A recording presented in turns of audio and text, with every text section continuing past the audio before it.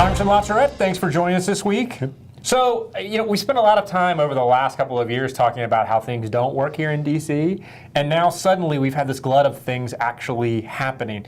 Let's start with something that has been held up over the last couple of weeks. Bizarrely enough, a human trafficking bill, which seems like there would be no lobby against a human trafficking bill. I think so. But somehow, Congress found a way to make the human trafficking bill a partisan issue, and it's kind of been a logjam in the Senate, and that logjam has finally been broken. Talk to us a little bit about that. Well, the difficulty with the human trafficking bill, you're right, nobody thinks that human trafficking is a good thing. And just comforting. Everybody wants it to do something about it. What happens with some of these international bills, be it foreign aid or human trafficking or a variety of other things, it gets caught up in the abortion debate. And the Democrats, quite frankly, in the Senate were blocking the bill because they were afraid that the Republicans were going to use the human trafficking bill as a vehicle to put further restriction on abortions. And not just abortions that are paid for with federal funds, which is already against the law.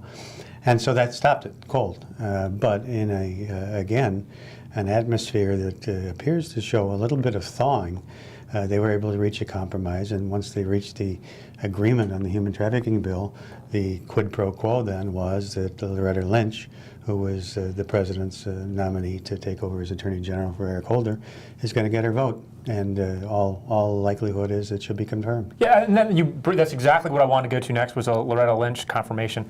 It's so weird. When we first started talking about her, there were some initial signs that she might actually kind of breeze through.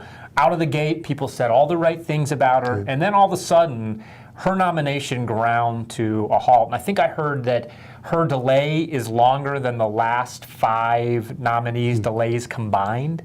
Are you shocked at kind of how toxic it kind of got, particularly considering she's replacing Eric Holder, who's not exactly a GOP favorite? You think they'd be doing anything in the world to get him out of that office? Well, you'd think so. And you're right. When her name first came up, not everybody was crazy about it, but people sort of said, okay, it's the president's pick, and he gets to have his pick, and let's move forward. There were some writings and discussions and speeches and other things that, you look at somebody long enough, you're going to find something that they've said or done that somebody's not going to like. Right. And she sort of became the focal point of that. And it's a little embarrassing, quite frankly, because I'm still of the view that the president should, unless there's something seriously flawed with the individual, which is not the case with Loretta Lynch, then the president should have who he wants on his team. And you're right. One of the headlines today is that Eric Holder went out at the lunch hour and bought a bottle of champagne. He's the happiest man in Washington today. Well, I mean, are we seeing kind of a moving kind of where the line is? As you talked about, traditionally the line for confirmation has been, is this person qualified? Right. And have they not done anything that would automatically disqualify them? Right. Now it seems like, particularly with the Lynch debate, we're really talking about policy, not so much about the qualifications or background of the individual. Yeah, I don't know if that's a recent thing. It started with the Supreme Court nominees, and I would point out Justice Thomas probably was the first one that really got, well, it was Bork before that, but he got borked. But before that, but the one that actually made it through was Justice Thomas, and it is not about just are you qualified. Everybody who has been nominated, to my knowledge, has been qualified and certainly can meet the minimum, at least, qualifications. These are some outstanding people. But when you begin to then have litmus tests that, well, you can't be a judge or you can't be Attorney General because you said this or you've done that, that really does complicate things. And sadly, that is where we are. Everybody sees, especially with the Supreme Court, but I suppose with the Attorney General too, that every time someone's replaced, it becomes the potential deciding vote on the issues of the day. And nobody wants to be on the wrong side of that, but it's really an inappropriate exercise, in my opinion. And I would think that Republicans would be mindful of the fact that Democrats aren't always going to occupy the White House. That's right. And at some point, these are the same tactics that Democrats used with Bush appointees that they were complaining about. It seems like it's this kind of cycle gets worse and worse and worse and worse. And it's like what was once happening with Supreme Court nominees. I mean, we're going to get to this point where the next Secretary of Agriculture is going to be held up. You know what I mean? That now the list of people who will kind of become part of this giant partisan red-blue fight gets larger and larger. Yeah, it does. And sadly, I wish I could tell you that if the Republicans stopped right now and confirmed everybody that the president would put up, I don't have any confidence that if the the president was a Republican, that the Democrats would go quietly into the night. Yeah, I don't think so either. I don't think so either. Well, we've talked about kind of the negative things around the Loretta Lynch nomination, how long it's taken.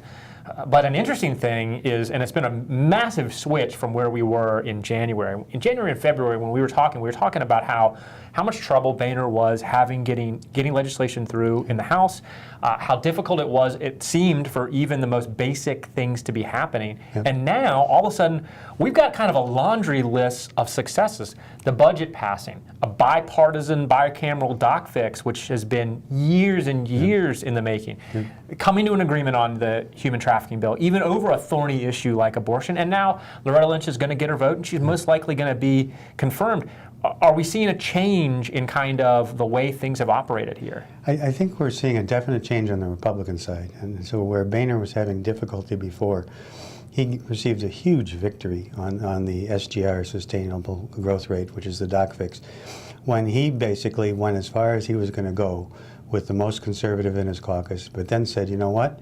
I'm going to go across the aisle and I'm going to talk to Nancy Pelosi and we're going to work this thing out. Because you're right, this was a ghost from the Balanced Budget Act of 1997 that has really been a problem. And nobody wants to see doctors suffer a 27% reduction in what they make. It would potentially collapse the Medicare system. And so it needed to be done. And the only way it was going to get it done was to work in a bipartisan way. And that's a big win. And there was some blowback, but not a ton, I would tell you. And then the budget. The budget is always one of the most contentious things. And because of the way he put the rule called Queen of the Hill on the floor, the budget with the most votes then moved forward and won and became the budget. And you know, yeah, there was some grousing and some grumbling about that, but you have a budget passed in both houses now for the very first time in a long time.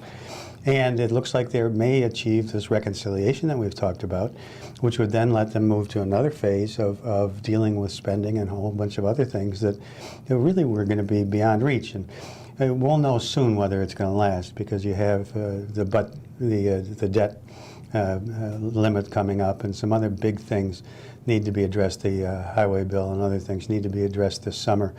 And if this is going to last, it's great news for the country. It's great news for governing. If it doesn't last, then we'll just be talking about it. Final question. Do you think that these wins, I mean, admittedly, they haven't been on the biggest issue. I mean, the doc fix has been a difficult issue, but it's one everybody wanted it to go away. They just couldn't figure out a way to make it go away. Do you think these wins on some of these smaller issues will give Boehner and the House and Senate an opportunity to actually act on some of these bigger things, like the Highway Trust Fund, like the debt ceiling? Do you think this gives an opening where we may actually see some movement on the bigger issues? Yes. I think the opportunity is there. Whether or not it's taken or not is another one. The highway bill is a pretty good example, in that everybody knows that you have to do something to get more money into the highway program to make that bill work. And Boehner, sadly, along with the rest of the leadership in Washington, isn't in favor of figuring out how to do that. I mean, they're talking about doing some short-term fix based upon repatriation of United States corporate money overseas. And that's not going to get it done. But I do think that these steps are important for a couple of reasons. One, it shows that Boehner's willing to go outside his caucus and go get Democratic votes when he thinks it's necessary to govern. And it sends a signal to those conservatives that, look, if you can get 85% of what you want, and we still govern at the end of the day, and that's what the people want, then we're looking pretty good. If you continue to hold out for that 100%, I'm going to do it without you. And that was an important message that he needed to send, and it's now been sent. Well, frankly, it is a monumental shift from where we were in January and February. That's right. So it'll be interesting to watch as things unfold over the next couple of weeks and months. Congressman Lotz, thanks for joining us. Good to be with you.